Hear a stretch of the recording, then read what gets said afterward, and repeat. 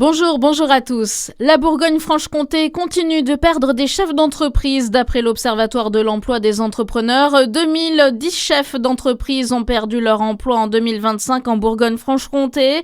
Dans notre région, 2 départements sont particulièrement affectés par ce phénomène.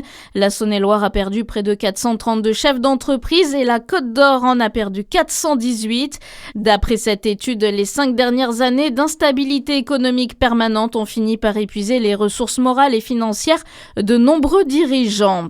En Saône-et-Loire, le marché de Saint-Christophe en Brionnais va désormais accueillir des ventes d'ovins. Le plus grand marché français de bovins maigres s'y tient déjà tous les mercredis. Il proposera désormais une vente d'ovins à partir du 25 mars. C'était une demande des éleveurs, en particulier ceux dépendant de l'organisme de sélection mouton charolais. L'Arabie Saoudite et 4 autres pays du Golfe condamnent les frappes israéliennes en Syrie. L'armée israélienne avait visé dans la nuit de jeudi à vendredi des infrastructures du régime syrien en riposte à des attaques contre la population druze soutenue par l'État hébreu. Pendant ce temps, l'armée israélienne a poursuivi ses raids aériens.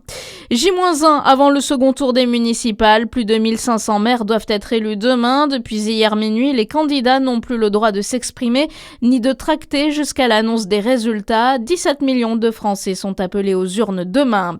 Dans le Jura, à Champagnole, l'association L'Arche de Noé organise une bourse puériculture à l'Oppidum, un événement qui permet aux familles de vendre ou d'acheter à petit prix des articles dédiés aux enfants, de bonnes affaires à réaliser entre 9h et 14h. Et puis fin de l'aventure pour Zaliata Mlamali à l'ESBF. Le club bisontin a officialisé hier le départ de son ailière gauche après une saison passée sous le maillot bisontin. Je garderai de très beaux souvenirs de Besançon, sur et en dehors du terrain, a écrit la joueuse. C'est une défaite en basket élite pour la JD à Dijon face à Nancy, match perdu hier soir 96 à 94.